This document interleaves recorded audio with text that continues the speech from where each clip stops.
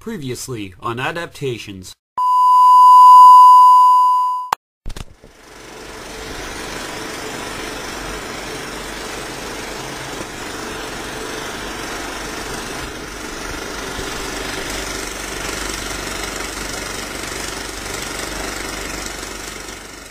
And now, the synopsis.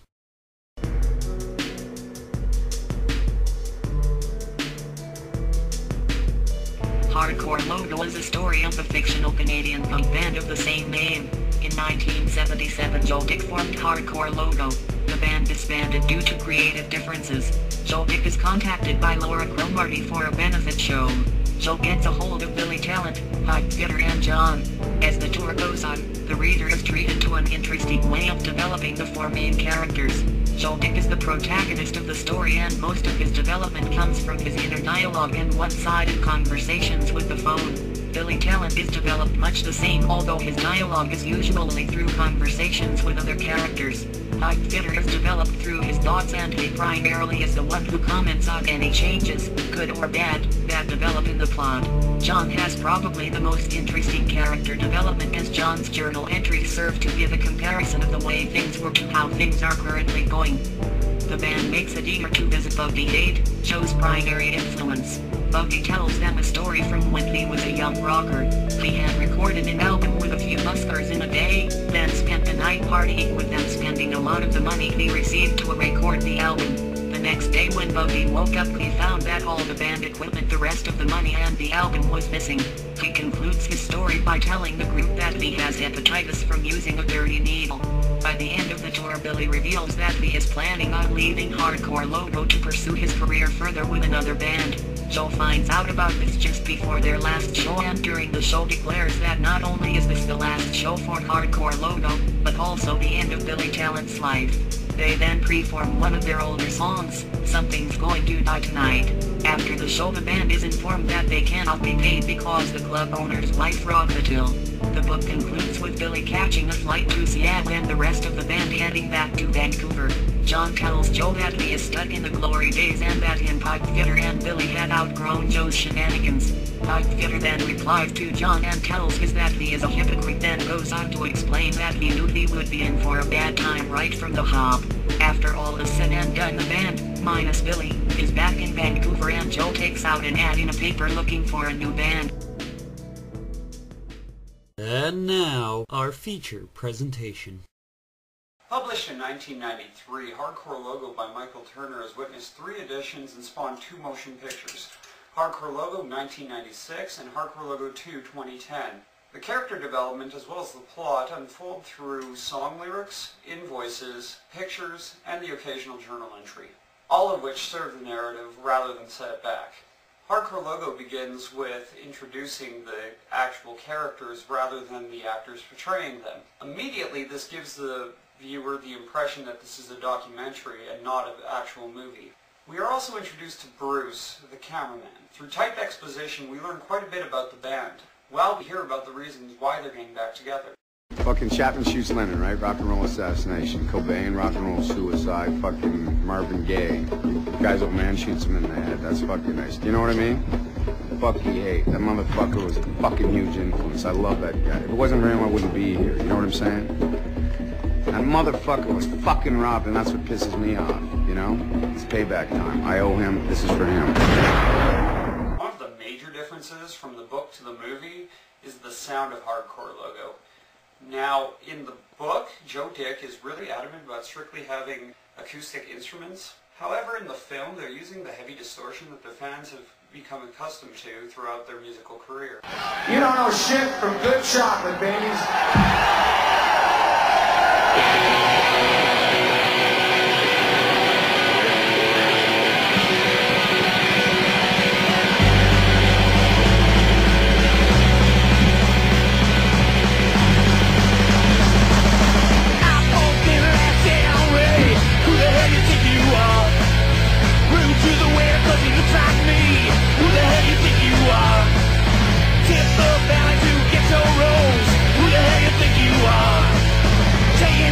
To a Cypress bowl.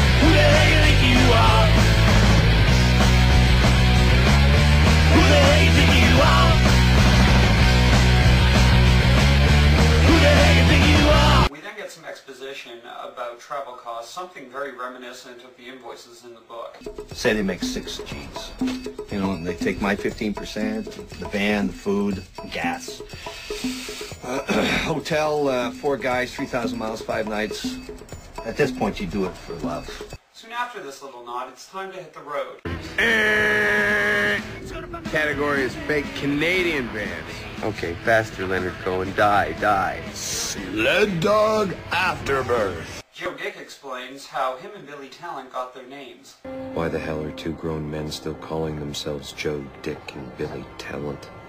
When they gave themselves those names, they were 16, 17. Question is, when do they stop using them? After they're finished playing their first couple shows, they take a detour to visit Bucky Hay. You gonna sit around in my kitchen being boring, or are you gonna do something interesting? They drop some acid, and what follows is one of the strangest Canadian-themed film moments ever.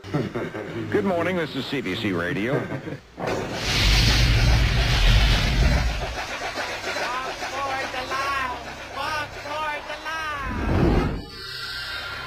Social contract among ourselves.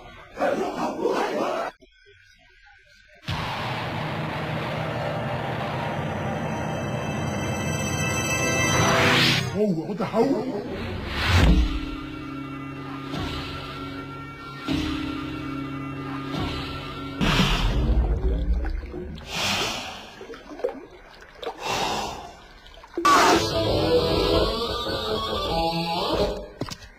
Joe?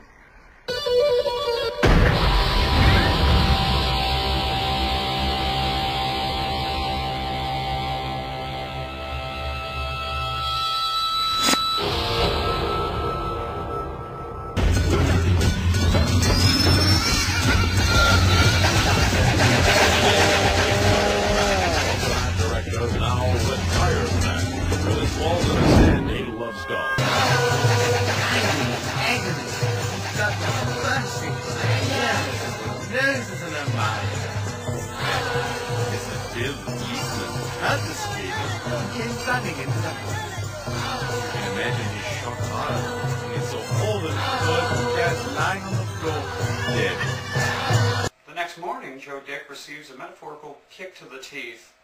As Bucky explains, You have a good time? Yeah, I had a riot.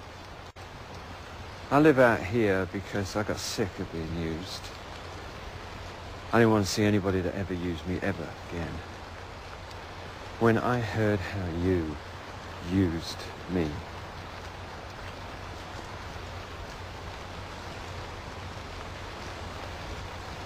I was gonna... put it this way.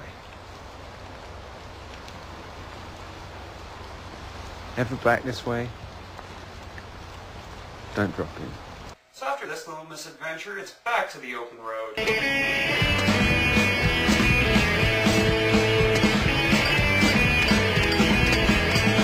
At Hardcore Logo's next show, Joe informs the crowd that Bucky Hay has died. Hello, Saskatoon, we're the Hardcore Logos. This next one's for the late, great king of punk, Bucky Hay, who died last night in New York City.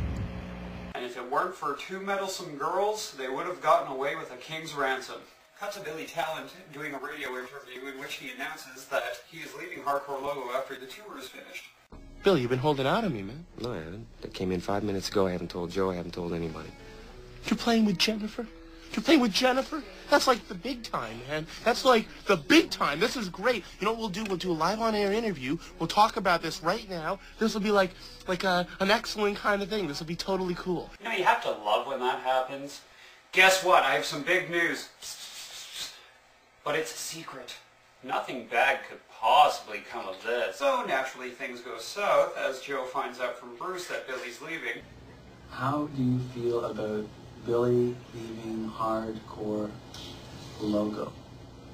And at the last show, Joe has a few choice words for the audience as well as Billy Talent. It's been a very special evening. Not only is this the end of our hugely successful reunion tour, it's also the end of Billy Talent's fucking life. This inspires John to spout some poetry while the fight continues. Skins ripped off my palms. I was dry, but now I'm wet. And if you're at all curious about why John picked this time to start spouting poetry, It's because he's crazy. After the show, Joe and Bruce bookend the movie by having their final conversation. We're good. We're buddies. End of the tour. Did you have a good time? Yeah. You got everything you needed, right? One more shot. I thought it was excellent.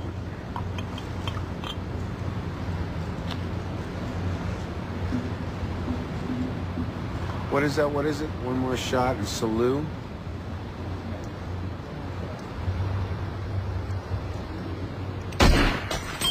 That's Hardcore Logo. How does it add up as an adaptation from the book? I grew up with Hardcore Logo. I have all their albums. I just totally love them. They're amazing.